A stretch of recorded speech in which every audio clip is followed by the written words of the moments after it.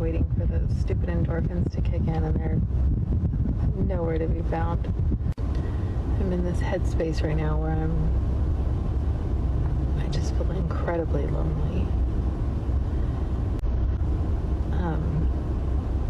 I just don't feel seen. I don't feel like I have people that see me.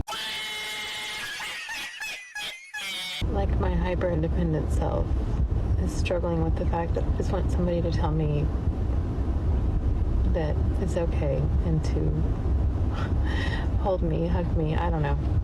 Oh, boo-hoo! Let me play a sad song for you on the world's smallest violin. This whole dating thing is a bunch of horseshit.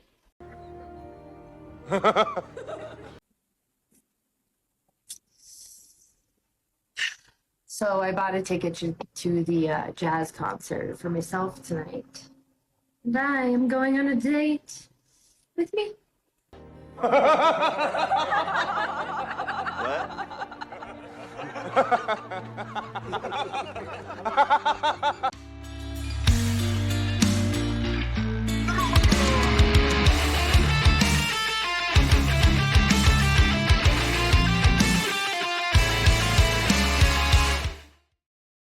Ladies and gentlemen, welcome back to the channel.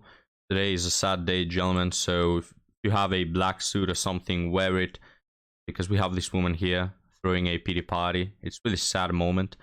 So let's get started, guys. Let's find out why this woman is single, is feeling bad, and life hasn't worked for her. I'm sad. I'm like waiting for those stupid endorphins to kick in, and they're nowhere to be found. I'm in this headspace right now where I just feel incredibly lonely. I just don't feel seen. I don't feel like I have people that see me.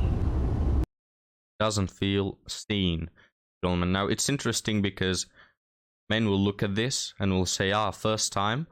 I haven't been seen from the moment I started dating to the moment I pass away. I've never been seen, you know? And I don't like to compare. I'm not meaning that, oh, well, because you're a woman, you have it easier, so don't whine about it, or you should not have problems. No, women have their own difficulties, but being seen is not one of them, right?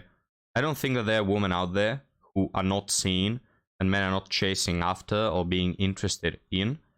Well, the male experience is nobody sees you.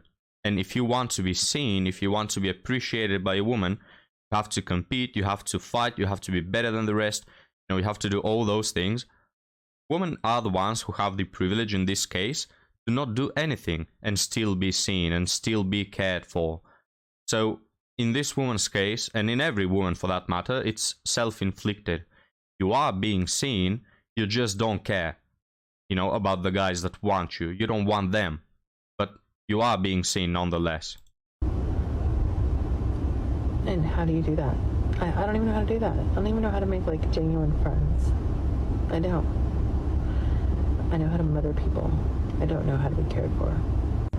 Like my hyper-independent self is struggling with the fact that I just want somebody to tell me that it's okay and to hold me, hug me, I don't know.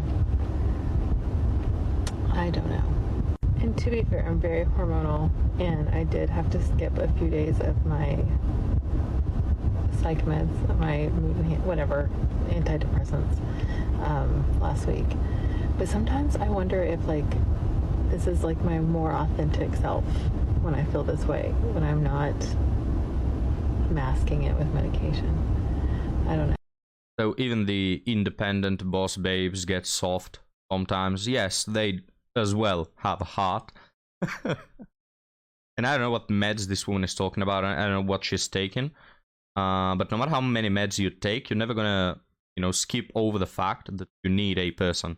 You know, just like the rest of us, just like humans in general. You know, we happen to be social creatures.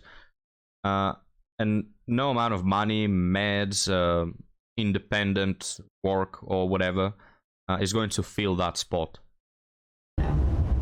I just feel really hard to love right now, and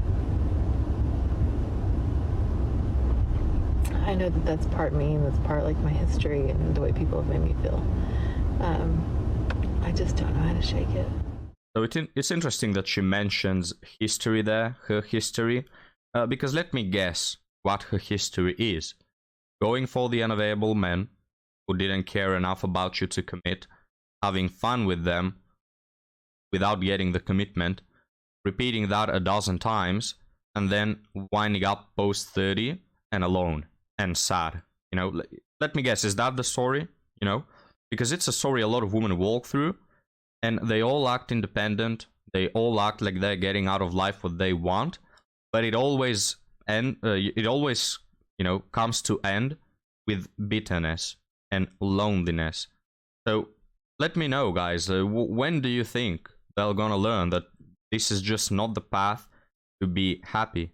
Nothing good is going to come of you trying to get him to notice you, you trying to get him to care, you trying to get him to be interested. The only thing you're going to do is continually devalue yourself in such a way that is going to send you in to dark night of the soul, maybe a complete and total rock bottom. Maybe you'll completely and totally lose your self-worth and then do it again with the next guy. But I will tell you something, there is literally nothing good that is going to come of you chasing him. So, do you? Great advice, but notice the age, gentlemen. We also have a woman in her late 30s coming to the epiphany, coming to the incredible wisdom that chasing Chad is not good for you. Now, ironically enough, this comes after chasing Chad, chasing Tyrone, chasing Miguel, and all the other versions of it, and they've always known this, all right? Like, this is not, oh, I just found out. No, you always knew. It's just when you were younger, you didn't care. And now you're coming back to the guys that wanted you when you were young, to the guys that were trying to have something with you, yet you left it on your DMs unread. And now you're saying, guys, can you take me in? And the answer is no. All right? The men who wanted you when you were young, after they've been ignored by you and women just like you, they focused on other things, they've improved themselves, and now they won't settle for this, all right? They won't settle for the participation award. They want a trophy. And good wives, good women are trophies. Yet, trophies don't happen to be shared by multiple people. Have you noticed that? You want to be a trophy, you want a man who values you, yet you've given out yourself for free to multiple men. So who is going to value you now and see you as something special? This whole dating thing is a bunch of horseshit. So I just want to tell you about 2 out of only 5 experiences. The very first one, before even going out on a date with this guy, I found out that he actually had a girlfriend of 3 years. Okay. Next guy, I went on 2 dates with him, and then I found out he has a girlfriend who's pregnant. I mean, I jumped. I bailed off of those things. No more online dating. I was just seeing if anyone had grown up yet. Yes, the big bad men, right?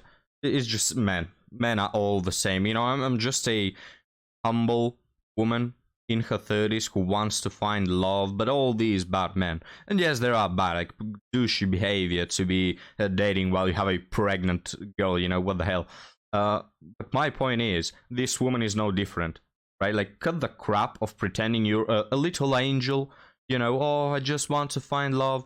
What have you been doing the last 10 years, if not smashing around with multiple people? What have you been doing? Have you been locked in a tower? Have you been on a desert island or something? Let me know, right? If aliens abducted you and you just spent 10 years in Locke's spaceship or something, you didn't have a chance to meet other men, I understand that, but when a woman comes in at 30 something years of age and has spent the last 10 years just getting a bunch of tattoos, sleeping with multiple men, not committing, dismissing the good guys, divorcing, leaving men behind, and then she says, oh, the state of dating is absolutely horrible. Well, you are part of the problem, right? Sleeping around with multiple men, not as bad as having a partner and cheating on him, right? At least there is no cheating involved.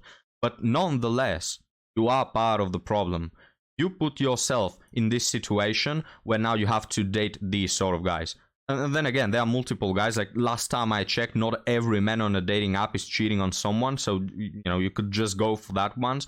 But still, you waited too long. Now face the consequences. So I bought a ticket to the jazz concert for myself tonight. And I am going on a date with me. Because these guys suck. And not in a good way. I'm so tired of dating. I was talking to a guy since like Monday, and I spontaneously went for a coffee with him on Wednesday because he was in the area. I was off for lunch, went really well. He was like quite a quiet personality, whereas I am quite loud. And even I came away from it and I was like, oh, I feel like I've been a bit overwhelming when I've had this interaction. Anyway, all fine, still talking. He said on Wednesday, oh, let's meet for a coffee again on Friday. I was like, yeah, sure, perfect, I'm off, no problem. Tell me why he's blocked me. Blocked me on WhatsApp, and he has unmatched me from Tinder. So I don't know what I've done, I don't know what I've said, I have no idea, but I fucking hate it out here. Oh no, gentlemen, how sad. What a sad little story. Bring me some napkins, I'm gonna cry. You know, the equivalent of these stories, guys, is a person who gets robbed, right? Thieves walk into his house, gets robbed, it's sad, you know. But the kicker comes in when you realize that person left his house unlocked. And not only unlocked, but with the door wide open. You know, and then he comes crying, oh, they stole from me. What sympathy do you expect out of us? When again, it's self-inflicted. These women, guys, are not women who were in a marriage, you know, just really sticking to their vows. Their husband, you know, tragically, dramatically loses his life, and then they have to resort to date again. No. These women, guys, have been dismissing multiple men throughout the years. Multiple. We're talking about dozens upon dozens of men that were interested in them, that wanted to commit, that wouldn't bail out, you know. Oh, this guy did me wrong. Yes, you know, not good behavior to do that, but these guys don't care about you. You're going to the wrong people, you're going to the wrong places to date, and you never cared about the guys who actually wanted to take care of you, you know, who cared enough about you to remember your name and view you as something more than a piece of meat. So, do you feel sympathy, guys, towards these women? And by the way, guys, not something really important here, but as a non-native English speaker, I just find it really hard to notice the difference between the single and plural forms of woman. So I understand that single is woman, and the plural is kind of like with an I, women. So I kind of get that, I just often forget. But what about men? I mean, the single is man, and the plural is also men. It sounds almost the same, right? And nobody says man, right? Nobody says the A like that. So I just don't know, guys.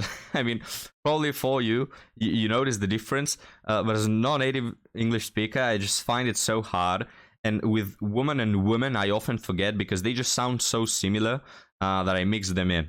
So I don't want to sound like an idiot when I'm talking, right? But I don't know, I wanted to say it's not that easy. But that will be the episode for today. Leave a like if you liked to endure it with Ampu. And I'll see you next time, guys. Have a good one.